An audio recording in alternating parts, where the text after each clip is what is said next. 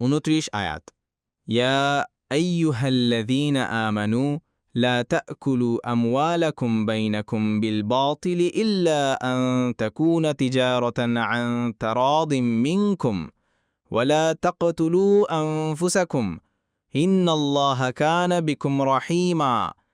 অনুবাদ: হে মুমিনগণ, তোমরা একে অপরের সম্পত্তি অন্যায়ভাবে গ্রাস করো না, কিন্তু তোমরা পরস্পর রাজি হয়ে ব্যবসা করা বৈধ, এবং নিজেদেরকে হত্যা করো না। নিশ্চয়ই আল্লাহ তোমাদের প্রতি পরম দয়ালু। তাফসির 1 নং ফুটনোটের বিবরণ। আয়াত থেকে বোঝা যায় যে পরস্পরের মধ্যে অন্যায় পন্থায় একের সম্পদ অন্যের পক্ষে ভোগ করা সম্পূর্ণরূপে নিষিদ্ধ। অনুরূপভাবে আরও বোঝা যায় যে নিজস্ব সম্পদও অন্যায় পথে ব্যয় করা কিংবা অপব্যয় করা নিষিদ্ধ। 2 নং ফুটনোটের বিবরণ। আয়াতে উল্লেখিত বাতিল শব্দটির তর্জমা করা হয়েছে অন্যায়ভাবে।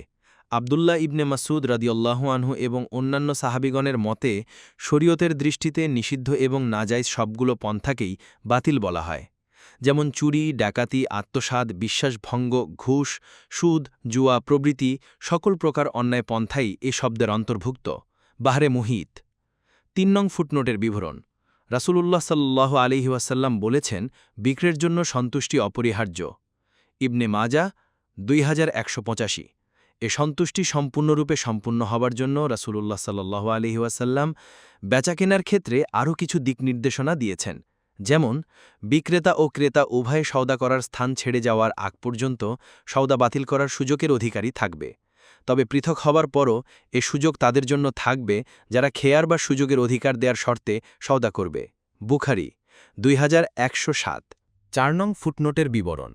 এর দ্বারা বলে দেওয়া হয়েছে যে যেসব ক্ষেত্রে ব্যবসার নামে সুদ, জুয়া, ধোঁকা, প্রতারণা ইত্যাদির আশ্রয় নিয়ে অন্যের সম্পদ হস্তগত করা হয়, সেসব পন্থায় সম্পদ অর্জন করা বৈধ পন্থার অন্তর্ভুক্ত নয়, বরং হারাম ও বাতিল পন্থা। তেমনি যদি স্বাভাবিক ব্যবসায়ের ক্ষেত্রেও লেনদেনের মধ্যে উভয় পক্ষের আন্তরিক সন্তুষ্টি না থাকে, তবে সেরূপ ক্রয় বিক্রয়ও বাতিল ও হারাম।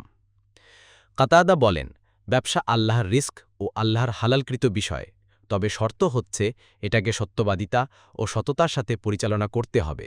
তাবারি 5 নং ফুটনোটের বিবরণ। রাসূলুল্লাহ সাল্লাল্লাহু আলাইহি ওয়াসাল্লাম বলেছেন, যে ব্যক্তি মিথ্যা শপথ করে বলে যে আমি অন্য কোনো ধর্মের উপর, তাহলে সে ওই ধর্মের অন্তর্ভুক্ত হয়ে যাবে।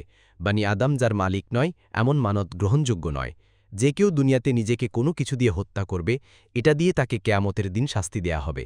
যে কোনো মুমিনকে লানত করল, সে যেন তাকে হত্যা করল। অনুরূপভাবে যে কেউ কোনো মুমিনকে কুফরির অপবাদ দিল, সেও যেন তাকে হত্যা করল। বুখারী 6047, মুসলিম 176। অন্য এক হাদিসে এসেছে, রাসূলুল্লাহ সাল্লাল্লাহু আলাইহি ওয়াসাল্লাম বলেছেন, যে কেউ পাহাড় থেকে পড়ে আত্মহত্যা করবে, সে জাহান্নামের আগুনে চিরস্থায়ীভাবে পাহাড় থেকে পড়ার অনুরূপ শাস্তি ভোগ করতে থাকবে। যে ব্যক্তি বিষপানে আত্মহত্যা করবে, সে চিরস্থায়ীভাবে জাহান্নামের আগুনে বিষপানের আযাব ভোগ করতে থাকবে।